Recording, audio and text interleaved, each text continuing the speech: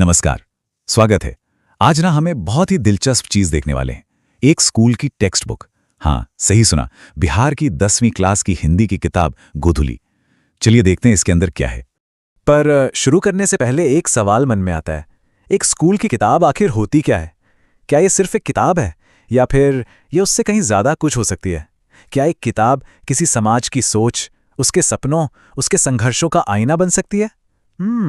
चलिए इसी सवाल का जवाब ढूंढते हैं। तो ये है वो किताब गोधुली भाग 2। देखिए, ये सिर्फ कुछ पन्नों का कलेक्शन नहीं है। ये बिहार के लाखों स्टूडेंट्स के लिए दुनिया को देखने की एक खिड़की है। साहित्य, समाज, इतिहास, सब कुछ इसी के जरिए तो वो समझते हैं, अपने आसपास की दुनिया को जानते हैं। तो आज हम क्या करने वाले हैं? हम इस किताब का एक टूर लेंगे। इसको एक म्यूजियम की तरह समझिए। एक ऐसी जगह जहां अलग अलग तरह के आइडियाज और कहानियां डिस्प्ले पर रखी गई हैं। और इस टूर पर ना हम 3 खास एग्जिबिट्स या कह लें कि हिस्सों पर रुकेंगे। इन्हीं 3 हिस्सों से हमें पता चलेगा कि ये किताब अपने स्टूडेंट्स के दिमाग को कैसे शेप कर रही है।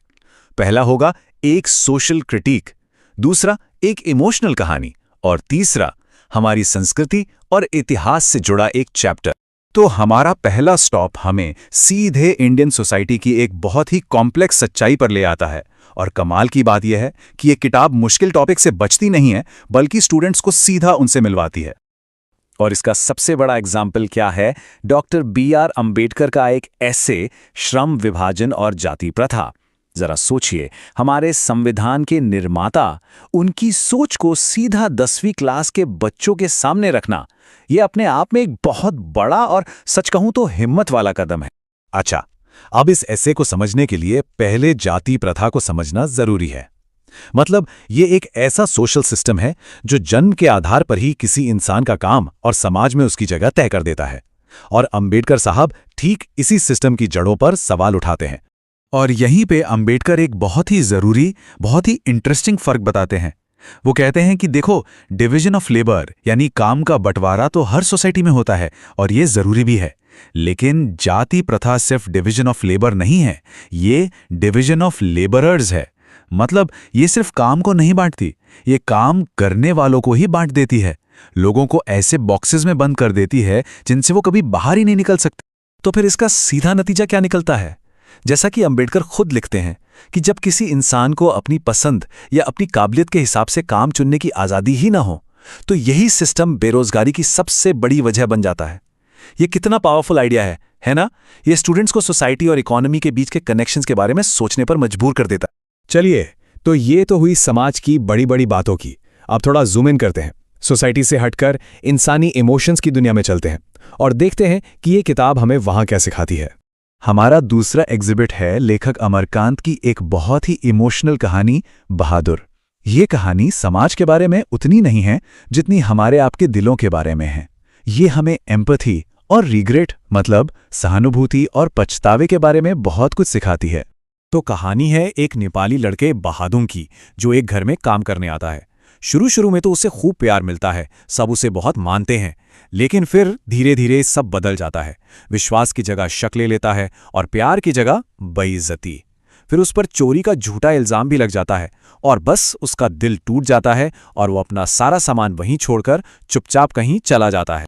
और कहानी का जो अंत है ना, वो इस एक लाइन में सब कुछ कह देता है। जब उस परिवार को अपनी गलती का एहसास होता है तो घर का मालिक सोचता है अगर वो कुछ चुरा कर ले गया होता तो शायद तसल्ली हो जाती। ये लाइन उनके गिल्ट की गहराई दिखाती है। मतलब बहादुर की ईमानदारी उनके झूठ पर एक जोरदार तमाचे जैसी थी। ये कहानी स्टूडेंट्स को सिखाती है कि हमारे शब्द, हमारा शक किसी इंसान को अंदर तक कैसे तोड़ सकता है। तो हमने समाज को देखा, इंसान के इमोशंस को समझा। अब चलते हैं हमारे तीसरे और आखिरी पड़ाव पर।